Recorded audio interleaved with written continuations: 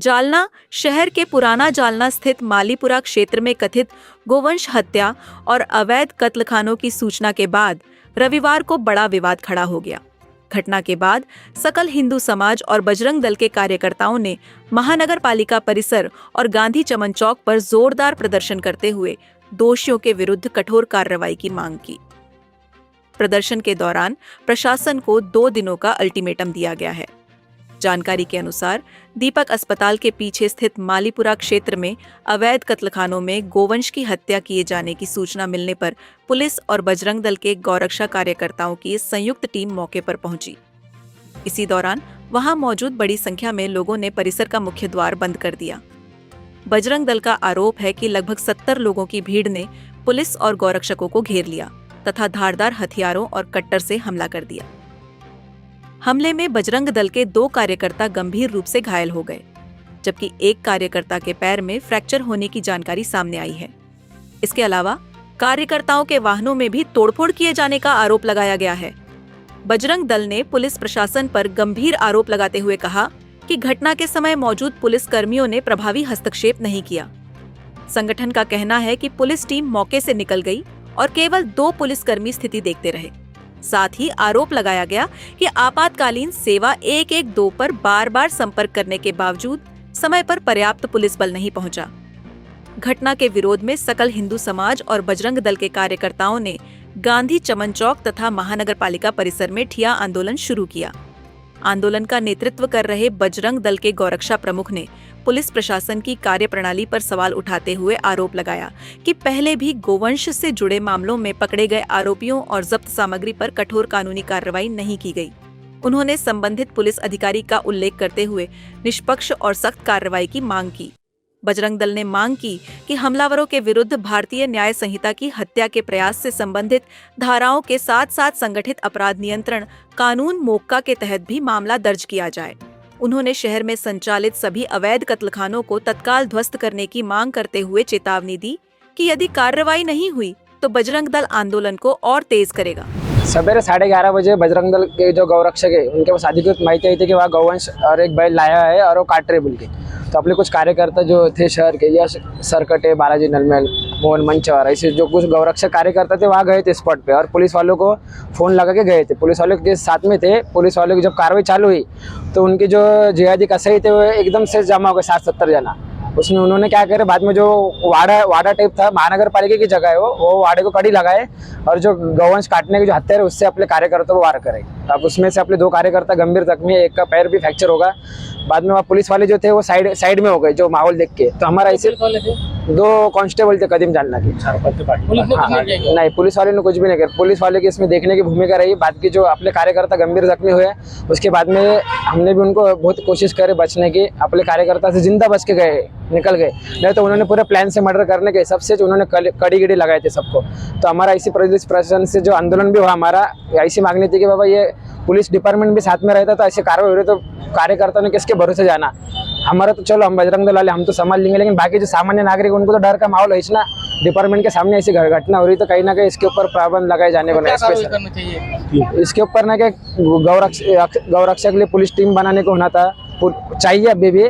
और दूसरी मांगनी हमारी ऐसी थी, अभी जो आंदोलन करे हमने, पुलिस वाले बोलते कि कत्ल खाने बंद है, फिर ये सारे कत्ल खाने तो चालू है ना। कई ये घरों में से ला रहे हैं, कई खुलेआम काट रहे हैं। आज जो घटना हुई बहुत बड़ी घटना हुई थी, इसमें हमारे कार्यकर्ता की जान भी जा सकती थी। और आरोपी को भी अभी एक 10-15 आरोपी थे, लेकिन एक ही जन पकड़ा गया। तो हमारा बोलना उनके ऊपर 300 दाखिल करे जाए और जो अधिकृत कत्ल खाना है जालना में वो तोड़े जाए। अन्यथा हम गुरुवार के दिन भी आंदोलन वापस महानगर पालिका के सामने करेंगे। आयुक्त मैडम के और महापौर के घर के सामने आंदोलन किया जाएगा। ऐसे हमने सख्त आदेश दिया है। शासन ने एक ऑर्डर निकाला है सर कि ऐसे जो करते हैं, हत्या करते हैं, एनपीटी डाली जाए। माता की तो उनके ऊपर एनपीटी नहीं, मोका का अंतर्गत जैसे प्रमाण कार्रवाई होना चाहिए, आदेश है। लेकिन पुलिस ये कार्रवाई नहीं करती, इस विषय में क्या बोलना चाहते हैं? तो वही ना, हम वही बोल रहे पुलिस वालों को। हमने ऑन द स्पॉट जो खुलेआम कत्ल खाने चालू उनकी माहिती भी दिया ली है।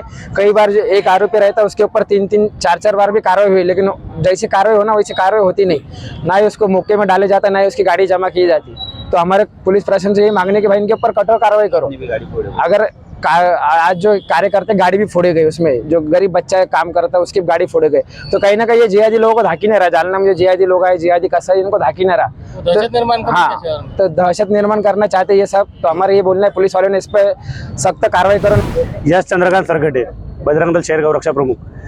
आज सवेरे जो माहिती मिली थी कि मालीपुरा यहाँ पर एक अवैध कत्लखाना चालू है, वहाँ पर कार्रवाई करते समय हमने 112 पर कॉल करे। पहले पुलिस स्टेशन में भी कॉल करे, डीवाईएसपी सर को भी कॉल करे थे। डीवाईएसपी सर ने किसको भेजे नहीं, कुछ उस पर दखल करे नहीं।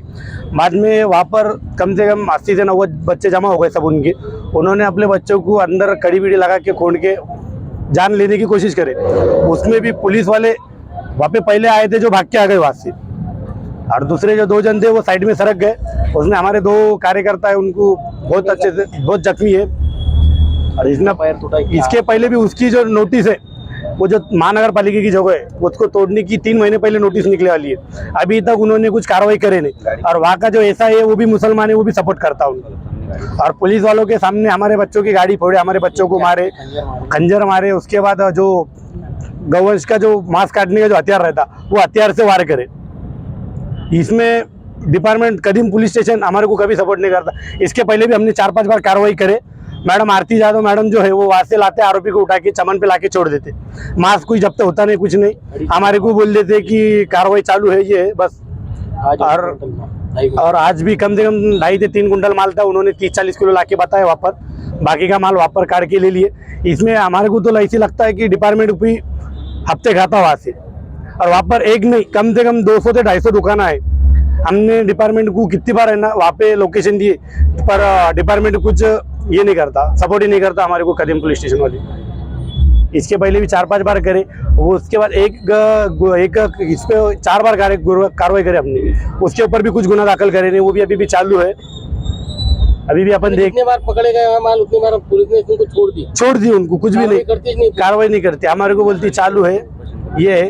और 2 दिन के बाद बुधवार के दिन या गुरुवार के दिन हमारे को पूरे जो 60-70 जो बच्चे थे, जो आरोपी थे, उनको आदर नहीं करेंगे। जो 200 से 250 कत्लखाने वो जब उध्वस्त होते नहीं, जब तक हम हटेंगे नहीं। और उस दिन मैं खुद उपोषण को बैठूंगा। प्रदर्शन में विधायक अर्जुन खोतकर, पूर्व विधायक कैलाश गोरंट्याल, नगर सेवक सिद्धि विनायक मुल्ले सहित विभिन्न सामाजिक संगठनों के प्रतिनिधि और बड़ी संख्या में नागरिक उपस्थित रहे। नगर सेवक सिद्धि विनायक मुल्ले ने कहा कि राज्य सरकार के निर्देशों के अनुरूप अवैध गोवंश हत्या के मामलों में कठोर कानूनी कार्रवाई होनी चाहिए। उन्होंने महानगर पालिका से अपने अधिकार क्षेत्र में आने वाले सभी अवैध कत्लखानों के विरुद्ध तत्काल कार्रवाई करने की मांग की। निश्चितच आता मला ही घटना या ठिकाणी कानावर आली। महाराष्ट्र शासनाने माननीय देवेंद्र फडणवीस यांनी आदेश काढलेले की गोमातेला आपण राज्यमातेचा दर्जा दिलेला आहे आणि ज्याही ठिकाणी गोवंश कापताना कोणी जर पकडलं गेलं तर त्याला मोका कायद्याअंतर्गत त्याच्यावर केस दाखल व्हावी। मी आजच्या या घटनेच्या अनुषंगाने या ठिकाणच्या पोलीस प्रशासनाला अशी विनंती करतो की जे कोणी आरोपी असतील त्यांना मोका अंतर्गत जे काही कलम लागत शकतील ते कलम लावावे। आणि एक नगरसेवक म्हणून मी महानगरपालिकेला देखील विनंती करतो की महानगरपालिकेच्या क्षेत्रामध्ये असं कुठल्याही प्रकारचं जर गोवंश कापण्याची घटना जर होत असेल तर त्याला गंभीरतेने महानगरपालिकेने दखल घेतली पाहिजे। आणि असा जो काही परिसर असेल हा नेस्तनाबूत करून या ठिकाणी कुठल्याही प्रकारची अशी गतिविधी गोवंशाच्या बद्दलची महानगरपालिकेच्या क्षेत्रात होणार नाही, याच्यासाठी महानगरपालिकेचे जे आयुक्त असतील, आमचे महापौर उपमहापौर आणि निश्चितच पुढच्या काळामध्ये भारतीय जनता पार्टीचे सगळे नगरसेवक म्हणून आम्ही याच्याबद्दलचा स्टँड घेतो। महानगरपालिका किती वेळा ठराव घेते, किती वेळा कारवाई करण्याचे नाटक करते, पण जी आहे ती परिस्थिती बदलत नाही। निश्चितच याच्या माध्यमातून पोलीस प्रशासनाला नक्कीच विनंती करू, कारण कायदा आणि सुव्यवस्था राखण्याचं काम पोलीस प्रशासनाचं आहे। मी आत्ताच तुमच्याही समोर डीवायएसपी साहेबांना आत्ता कॉल लावलेला आहे आणि त्यांनाही विनंती केली की जे कोणी आरोपी असतील त्यांना कठोरात कठोर शिक्षा व्हावी।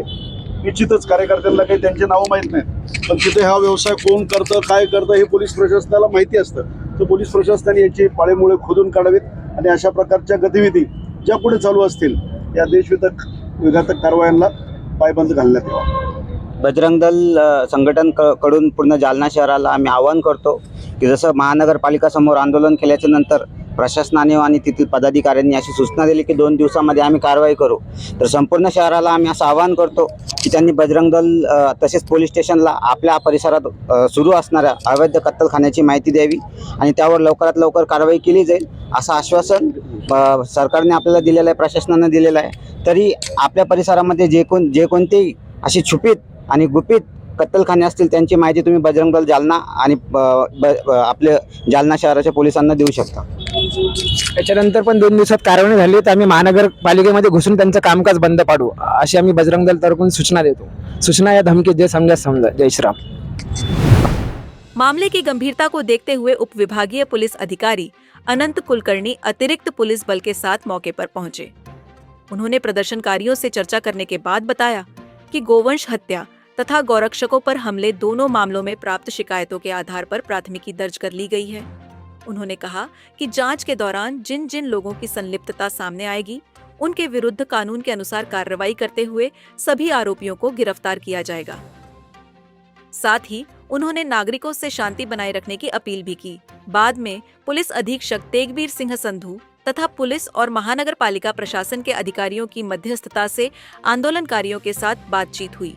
प्रशासन की ओर से आश्वासन दिया गया कि 2 दिनों के भीतर अवैध कत्लखानों के विरुद्ध नियमानुसार कार्रवाई की जाएगी तथा हमले के आरोपियों के खिलाफ भी कठोर कानूनी कदम उठाए जाएंगे. गोवंश हत्याबंदीची एक माहिती मिळाली होती माळीपुऱ्यामध्ये. आपण त्यावर कारवाई करत होतो. कारवाई केली. त्या दरम्यान काही जे त्यातले आरोपी आहेत त्यांनी काही बजरंग दलाच्या कार्यकर्त्यांना मारहाण केल्याबाबतची पण त्यांचं ॲलिगेशन होतं. तक्रार प्राप्त त्या दोन्ही आपण त्यांच्या तक्रारीवरून एक गुन्हा दाखल केलेला आहे आणि गोवंश हत्याबद्दल गुन्हा दाखल केलेला आहे. ते आम्ही सगळ्या कार्यकर्त्यांना समजून सांगितलेलं आहे. नेमकं त्यांना जे मारहाणीचा प्रकार झालेला होता आणि गोवंशीत हे सगळे कत्तलखाने वगैरे बंद करावेत असं त्यांनी मागणी केली महानगरपालिकेला. महानगरपालिकेचे पदाधिकारी आले. त्यांना आश्वासन दिलेलं आहे की 2-3 दिवसामध्ये आम्ही सर्व कत्तलखाने बंद करूयात. अवैध कत्तलखाने असतील त्यानंतर ते मुलं गेलेले आहेत बजरंग दलाची आणि आता सध्या शांतता आहे. आमच्याकडनं आम्ही आवाहन करतो की सर्वांनी शांतता राखावी. जे कोणी काही चुकीचा प्रकार केलेला असेल त्याबद्दल आम्ही गुन्हे दाखल करण्याची प्रक्रिया चालू आहे आणि त्यात जे आरोपी निष्पन्न होतील ते सगळे आम्ही आरोपी अटक करणार आहोत. सर्वांनी शांतता राखावी असं पुन्हा एकदा आम्ही आवाहन. सध्या आहे झालेली आहे मारहाण. त्याची तक्रार दिली त्याप्रमाणे पुन्हा दाखल करून घेणार आहोत. प्रशासन के लिखित एवं मौखिक आश्वासन के बाद आंदोलनकारियों ने फिलहाल अपना आंदोलन स्थगित कर दिया. हालांकि उन्होंने स्पष्ट चेतावनी दी कि यदि निर्धारित 2 दिनों के भीतर प्रभावी कार्रवाई नहीं हुई तो महानगर पालिका आयुक्त अंजलि शर्मा तथा महापौर वंदनाताई मगरे के आवास के समक्ष उग्र आंदोलन किया जाएगा, जिसकी पूरी जिम्मेदारी प्रशासन की होगी. हमारी कोशिश रहती है आपको सच्ची और निष्पक्ष खबरें देने की. अगर आपको हमारा काम पसंद आया हो तो वीडियो को लाइक, शेयर जरूर करें और लोक प्रश्न न्यूज़ चैनल को सब्सक्राइब करना ना भूलें. साथ ही बेल आइकॉन दबाकर नोटिफिकेशन ऑन कर लें ताकि हर अपडेट आप तक सबसे पहले पहुंचे. अगली खबर में फिर मिलेंगे. तब तक के लिए नमस्कार.